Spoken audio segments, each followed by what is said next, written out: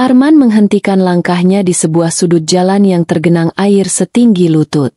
Ia melihat ke dalam gerobaknya yang kini hanya berisi beberapa buah yang mulai kehilangan kesegarannya. Ya Allah, sampai kapan hujan ini akan berhenti? Keputusasaan mulai merayap di hatinya. Seharian penuh aku berkeliling, tapi tak ada satupun yang membeli. Sambil menghela napas. Namun, saat ia hendak berjalan untuk pulang, pandangannya tertumbuk pada sebuah benda aneh yang mengambang di permukaan air. Terlihat sebuah botol berwarna hijau zamrud tampak mencolok.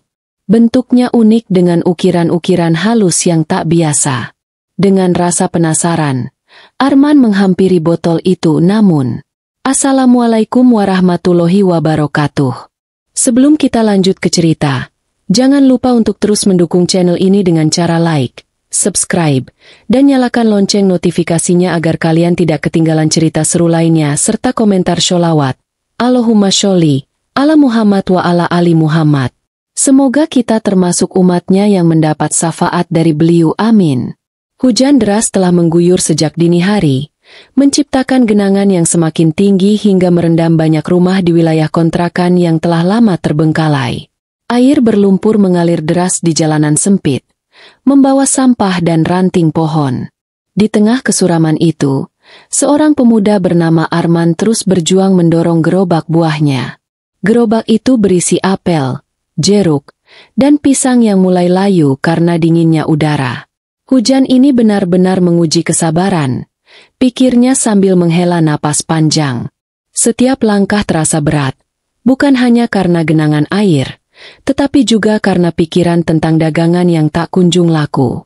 Arman, pemuda berusia 25 tahun, hidup sendiri di sebuah rumah kontrakan kecil. Ia menggantungkan hidupnya dari berjualan buah-buahan keliling, namun hari ini, keberuntungan sepertinya enggan menghampirinya. Di bawah rinai hujan yang terus mengguyur, Arman menghentikan langkahnya di sebuah sudut jalan yang tergenang air setinggi lutut. Ia melongo ke dalam gerobaknya yang kini hanya berisi beberapa buah yang mulai kehilangan kesegarannya. Ya Allah, sampai kapan hujan ini akan berhenti? Gumamnya. Sambil memandang langit kelabu. Keputusasaan mulai merayap di hatinya. Seharian penuh aku berkeliling, tapi tak ada satupun yang membeli. Apa aku harus menyerah saja hari ini? Pikirnya.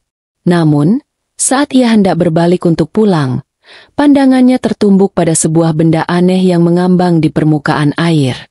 Di antara sampah-sampah plastik dan ranting kayu, sebuah botol berwarna hijau zamrud tampak mencolok. Bentuknya unik dengan ukiran-ukiran halus yang tak biasa. Dengan rasa penasaran, Arman menghampiri botol itu. Apa ini? Botol antik. Arman bergumam sambil mengambil botol tersebut dari air. Permukaannya licin karena basah, dan ukiran-ukiran di badan botol itu tampak seperti pola kuno yang asing bagi Arman. Ia memutar-mutar botol itu di tangannya, mencoba memahami apa yang membuat botol ini begitu berbeda dari sampah lainnya.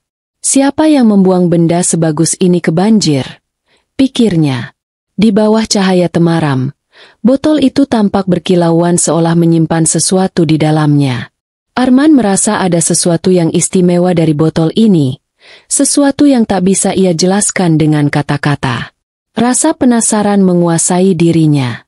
Ah, biar saja. Aku bawa pulang dulu. Siapa tahu ada nilai antiknya, katanya sambil menyimpan botol itu di gerobaknya, lalu melanjutkan perjalanan pulang ke rumah kontrakannya. Sesampainya di rumah, Arman meletakkan gerobak buahnya di depan pintu dan segera masuk ke dalam. Udara dingin dan basah membuatnya menggigil. Rumah kontrakan kecil itu hanya berisi perabotan sederhana, sebuah meja kayu, kursi usang, dan sebuah ranjang di pojok ruangan. Ia menyalakan lampu dan meletakkan botol hijau itu di atas meja. Apa sebenarnya isi botol ini? Gumamnya, masih penasaran. Arman mengambil handuk untuk mengeringkan tubuhnya, lalu duduk di depan meja. Botol itu tampak bersinar lembut di bawah cahaya lampu. Mungkin ini hanya botol biasa, tapi entah kenapa aku merasa ada sesuatu di dalamnya. Pikirnya lagi. Dengan hati-hati, Ia mulai memutar tutup botol itu yang tampaknya sudah sangat rapat. Krek! Suara kecil terdengar saat tutup botol itu terbuka. Tiba-tiba, kilatan cahaya terang keluar dari dalam botol, membuat Arman terkejut hingga mundur beberapa langkah. Astagfirullah! Apa ini? Serunya dengan suara gemetar.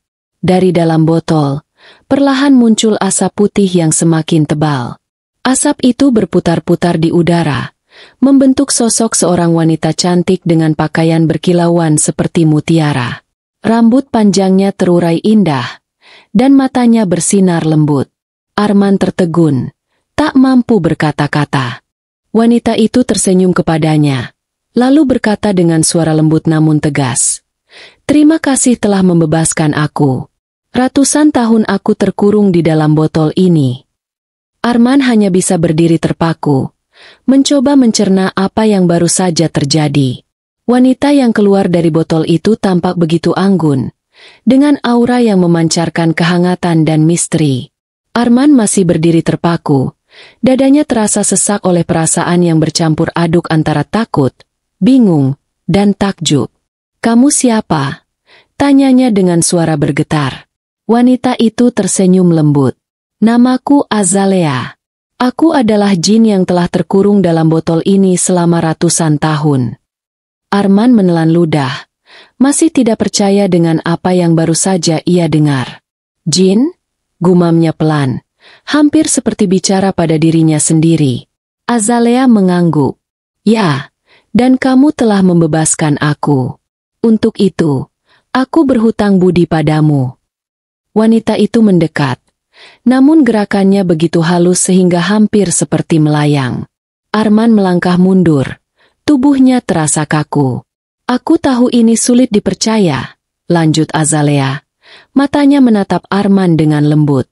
"Tapi aku bersumpah atas kebebasanku, aku tidak akan menyakitimu. Justru sebaliknya, aku ingin membantumu." Arman mengerjap, mencoba menguasai dirinya. "Membantu? Bagaimana caranya?" "Aku hanya seorang penjual buah keliling yang hidup pas-pasan," katanya. Suaranya masih gemetar. Azalea tersenyum lagi, senyum yang menenangkan. "Itulah keistimewaanmu. Kamu tidak mencari keuntungan dari botol itu. Kamu menolong tanpa mengetahui apa yang ada di dalamnya. Keikhlasanmu adalah sesuatu yang jarang ditemukan," katanya. Arman merasa sedikit tenang, meski pikirannya masih dipenuhi berbagai pertanyaan. "Jadi, apa yang akan kamu lakukan sekarang?" tanyanya, mulai berani berbicara lebih jelas. Azalea tersenyum, kali ini dengan sedikit misteri. "Aku akan membuktikan bahwa kebaikanmu akan berbuah manis." Malam itu, Azalea menjelaskan kisah hidupnya. Ia adalah jin dari zaman kuno, terkurung dalam botol oleh seorang penyihir yang iri akan kebaikannya. "Aku selalu percaya bahwa setiap orang layak mendapatkan kesempatan kedua," katanya dengan nada penuh haru. Arman mendengarkan dengan saksama. Rasa penasaran mengalahkan rasa takutnya. "Jadi, kamu sudah berada di dalam botol itu selama ratusan tahun?" tanyanya. Azalea mengangguk. "Dan akhirnya, kamu datang, membebaskanku tanpa syarat, tanpa meminta apa-apa. Itu adalah tindakan yang sangat mulia." Kata-kata Azalea membuat Arman terdiam. Ia tak pernah berpikir bahwa mengambil botol yang mengambang di banjir bisa membawa perubahan besar dalam hidupnya. "Aku hanya penasaran," katanya pelan. Azalea tersenyum lagi. "Rasa penasaran itulah yang membawa kita ke titik ini," katanya, lalu menambahkan, "Sekarang, giliran aku untuk membuat hidupmu lebih baik." Hari-hari berikutnya adalah awal dari perubahan besar dalam hidup Arman.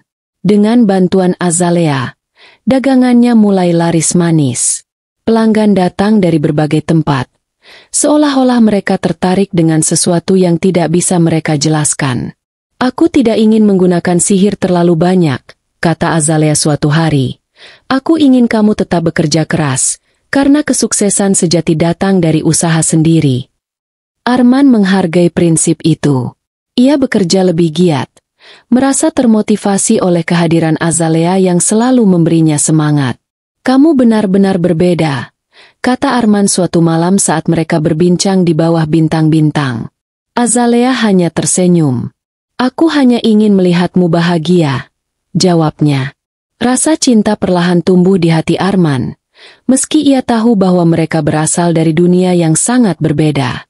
Namun, kehidupan baru mereka tidak sepenuhnya mulus. Orang-orang di sekitar mulai bertanya-tanya tentang perubahan drastis dalam hidup Arman. Bagaimana mungkin seorang penjual buah tiba-tiba bisa membuka toko sendiri? Bisik-bisik itu mulai terdengar. Beberapa bahkan menuduhnya menggunakan ilmu hitam. Arman mencoba mengabaikan gosip tersebut, namun hatinya tetap merasa berat. "Azalea, aku takut semua ini akan berakhir buruk," katanya suatu malam. Azalea menatapnya dengan penuh kasih. "Jangan khawatir. Kebenaran selalu menang pada akhirnya," katanya. Dengan dukungan Azalea, Arman tetap fokus pada pekerjaannya. Ia membuktikan bahwa kerja keras dan niat baik bisa mengalahkan semua rintangan. Akhirnya, ia berhasil mendapatkan kepercayaan dari orang-orang di sekitarnya. Meski perjalanan mereka tidak mudah, Arman tahu bahwa menemukan botol hijau itu adalah titik balik terbesar dalam hidupnya. Malam yang tenang menjadi saksi percakapan mendalam antara Arman dan Azalea. Di bawah temaram lampu ruangan kecilnya, Arman memandang Azalea dengan rasa ingin tahu yang mendalam. "Kamu tahu, aku tidak pernah membayangkan hal seperti ini akan terjadi dalam hidupku," ujar Arman perlahan, mencoba merangkai kata-kata untuk mengungkapkan perasaannya. Azalea, yang duduk anggun di kursi kayu di hadapannya, hanya tersenyum lembut. "Kadang, keajaiban datang pada saat yang paling tidak terduga," jawabnya. Arman mengangguk, namun pikirannya masih diselimuti keraguan. "Tapi, bagaimana jika semua ini hanya mimpi? Bagaimana jika aku bangun besok dan kamu menghilang?" tanyanya, suaranya terdengar penuh kekhawatiran. Azalea menatapnya dengan penuh pengertian. "Arman, aku tidak akan pergi. Aku di sini untuk membantu dan mendampingimu. Percayalah, kita bisa melalui ini bersama." Hari demi hari, Arman mulai belajar banyak dari Azalea. Wanita jin itu bukan hanya cantik, tetapi juga bijaksana. Ia mengajarkan Arman cara melihat kehidupan dari sudut pandang yang berbeda. "Hidup ini adalah perjalanan," kata Azalea suatu hari ketika mereka duduk di tepi sungai kecil yang airnya mulai surut setelah banjir. "Kadang kita merasa terjebak dalam gelombang masalah, tetapi setiap gelombang pasti akan reda." Arman mengangguk, mulai merasakan perubahan dalam cara berpikirnya. Ia menjadi lebih optimis dan percaya bahwa setiap usaha yang ia lakukan akan membuahkan hasil. Dengan bimbingan Azalea, ia mulai mengatur dagangannya dengan lebih baik. "Jangan hanya menjual buah, beri pelanggan alasan untuk datang kembali," saran Azalea. Arman mengikuti sarannya, menambahkan senyuman hangat dan cerita kecil setiap kali melayani pembeli. Hasilnya, dagangannya semakin laris, dan pelanggan mulai mengenalnya sebagai penjual buah yang ramah dan tulus. Namun, kebahagiaan yang dirasakan Arman tidak datang tanpa tantangan. Suatu hari, seorang pelanggan datang dengan wajah curiga. "Bagaimana mungkin kamu bisa sukses tiba-tiba? Apa kamu pakai ilmu gaib?" tanyanya dengan nada sinis. Arman terkejut, tetapi sebelum ia sempat menjawab, Azalea yang berada di belakang ruangan melangkah maju. "Kesuksesan ini adalah hasil dari kerja keras dan niat baik," katanya tegas. Pelanggan itu terdiam, terpaku oleh aura yang terpancar dari Azalea. Meskipun kejadian itu berlalu, gosip tentang Arman yang menggunakan kekuatan gaib mulai menyebar. Arman merasa gelisah. "Azalea, aku takut orang-orang akan salah paham dan membenciku," katanya suatu malam. Azalea menenangkan hatinya. "Jangan biarkan kata-kata orang lain merusak kebahagiaanmu. Kebenaran akan selalu terlihat pada akhirnya." Dalam menghadapi tekanan dari lingkungan sekitar, Arman tetap bekerja keras. Ia membuka toko buah kecil di tepi jalan utama, menggunakan hasil tabungannya selama ini. Toko itu menjadi simbol perjuangan dan kerja kerasnya. Dengan bantuan Azalea, toko tersebut mulai menarik perhatian banyak orang. Pelanggan datang bukan hanya untuk membeli buah, tetapi juga untuk mendengar kisah inspiratif yang Arman bagikan. Hidup ini seperti buah yang aku jual, katanya suatu hari kepada seorang pelanggan. Jika kita merawatnya dengan baik, ia akan tumbuh manis dan segar. Tetapi jika kita lalai, ia akan membusuk. Kata-kata itu menyentuh hati banyak orang, dan perlahan gosip negatif tentang dirinya mulai mereda. Orang-orang mulai melihat Arman sebagai seorang pekerja keras yang tulus. Akhirnya, setelah melalui berbagai rintangan, Arman merasa hidupnya mulai menemukan arah yang jelas. Ia tidak hanya menjadi penjual buah yang sukses, tetapi juga seseorang yang dihormati oleh lingkungan sekitarnya.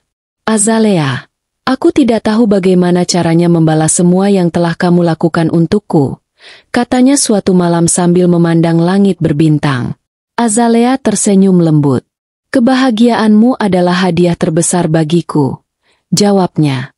Dalam keheningan malam itu, Arman merasa bersyukur telah menemukan botol hijau yang mengubah hidupnya. Ia tahu bahwa kisahnya bersama Azalea adalah bukti bahwa keajaiban bisa terjadi kapan saja, selama kita percaya dan berusaha dengan tulus.